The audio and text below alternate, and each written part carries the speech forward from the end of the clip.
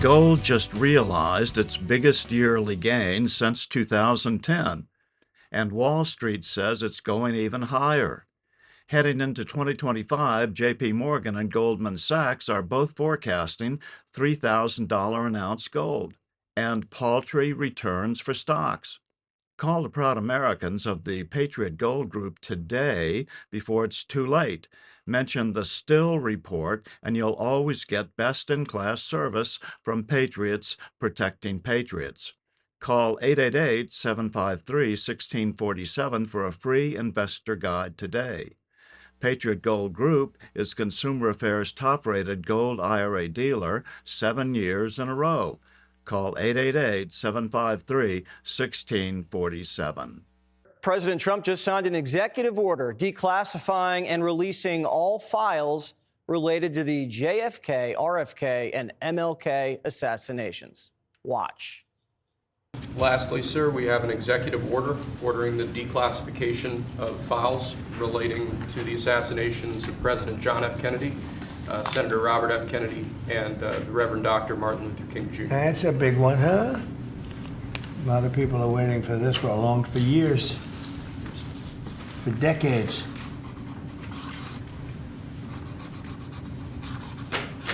And everything will be revealed. Okay? Give that to RFK Jr. Yes, sir. Okay? Only fair that Bobby gets the Sharpie. This order instructs the Director of National Intelligence and the Attorney General to come up with a plan within 15 days for the full and complete release of the JFK files, and 45 days for the release of the RFK and MLK archives. These are tens of thousands of documents that have never been seen before, that have been buried for over 60 years. Primetime will have full coverage on the day they drop. 47 signed a flurry of executive orders this afternoon, and some of them could make you rich. This is the crypto EO. We're going to be forming an internal working group to make America the world capital in crypto under your leadership. Which is really going up, right? Absolutely. All right, David, that's for you. Thanks, sir.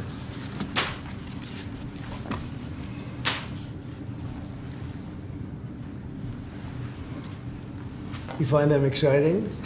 They might not be exciting, but they're going to make a lot of money for the country. Trump says rates are coming down, whether Jerome knows it or not.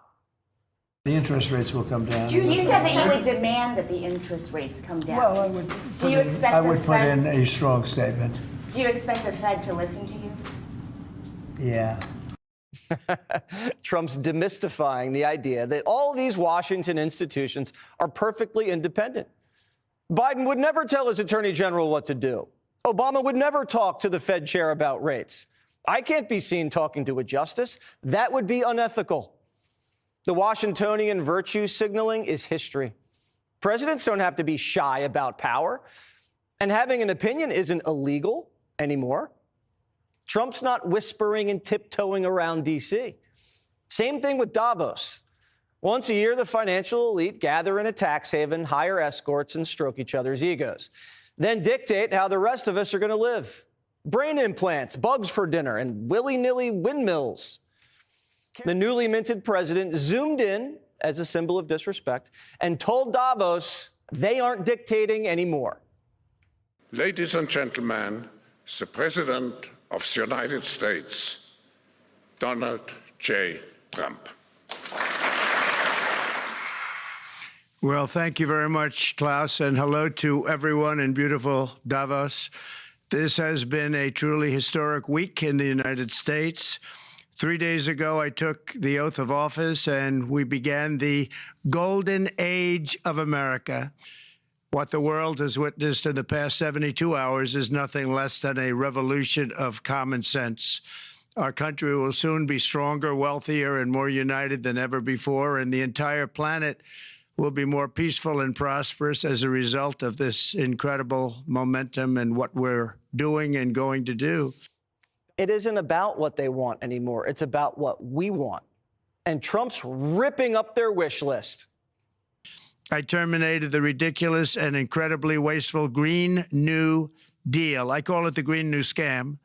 Withdrew from the one-sided Paris Climate Accord and ended the insane and costly electric vehicle mandate. We're going to let people buy the car they want to buy. I mean, the Green New Deal was such a total disgrace. And it was conceived of by people that were average students, less than average students, I might add, and never even took a course in energy or the environment.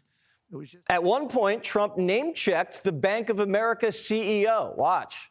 Speaking of you, and you've done a fantastic job, but I hope you start opening your bank to conservatives, because many conservatives complain that the banks are not allowing them to do business within the bank, and that included a place called Bank of America. They don't take conservative business. And I don't know if the regulators mandated that because of Biden or what, but you and Jamie and everybody, I hope you're going to open your banks to conservatives, because what you're doing is wrong. We're going to be demanding respect from other nations. Canada, we have a tremendous deficit with Canada. We're not going to have that anymore. We can't do it. I don't know if it's good for them. As you probably know, I say you can always become a state. And if you're a state, we won't have a deficit. We won't have to tariff you, et cetera, et cetera. But Canada has been very tough to deal with over the years. And it's not fair that we should have a $200 billion or $250 billion deficit. We don't need them to make our cars, and they make a lot of them. We don't need their lumber because we have our own forests, et cetera, et cetera. We don't need their oil and gas. We have more than anybody. America is beginning to reassert its economic advantage. We have the biggest consumer market, more liquid capital than any country, and the largest energy reserves, not to mention a bigger Navy than every nation on earth. And the dollar's the world currency. So this country has an absolute right, an obligation to our own people to set trade terms and not be taken advantage of. NATO's spending, a perfect example. I'm also going to ask all NATO nations to increase defense spending to 5% of GDP, which is what it should have been years ago. It was only at 2%, and most nations didn't pay until I came along. I insisted that they pay, and they did, because the United States was really paying the difference at that time, and it was unfair to the United States. Why aren't the Europeans paying more for their own protection? Why are we paying the bulk of NATO's budget?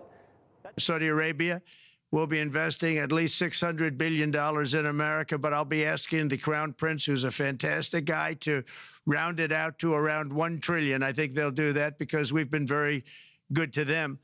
And I'm also going to ask Saudi Arabia and OPEC to bring down the cost of oil.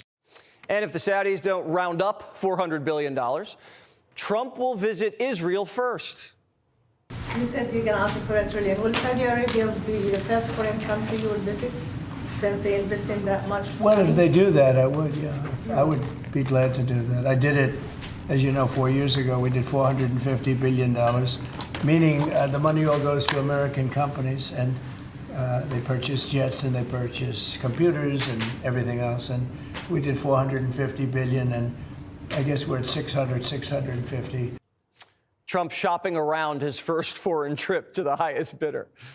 And it's not like he's getting the money, you're getting the money. These are investments in America. Trump's treating our country like an NFL free agent. You know, I really want to sign with Buffalo, but LA's offering a much better package. Globalism's over, and we're taking Davos down with it. We're not going to let multinationals outsource production and sell product back into the U.S. duty-free. We need to protect our workers and supply chains. Fiat Chrysler met with Trump, and now they're restarting a Jeep plant in Illinois and building Dodge Durangos in Detroit. Samsung is about to move production from Mexico into the United States. Canada wants to help Trump restart the Keystone Pipeline. And the president just lifted a pause on liquefied natural gas exports so he can sell the Europeans natural gas and wean them off Russian energy, which makes our country wealthier, our allies safer, and slows down the Russian war machine, forcing Putin to the negotiating table. And by the way, check your 401k. The S&P 500 just hit a fresh record high. And guess where Marco Rubio's first trip is as Secretary of State? Panama. What a powerful message to send. Things are moving again. and the administration's in the zone. At any point, did you doubt you would be back here? So it's a great question. It's something I don't think about. I never really thought about it. I don't think about, gee, will I be back? I just do it. I get it done. I get things done. I'm good at getting things done. This is what it looks like when you beat 4 cases, survive 2 assassination attempts, and sweep every battleground. A president with political capital who knows how to use it with gusto and precision.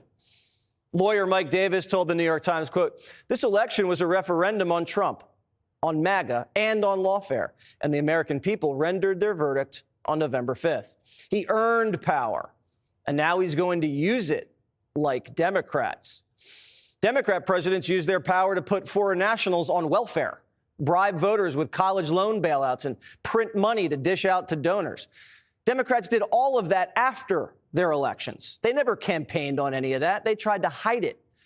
The difference is Trump's doing exactly what he promised to do, and the voters ratified the mission.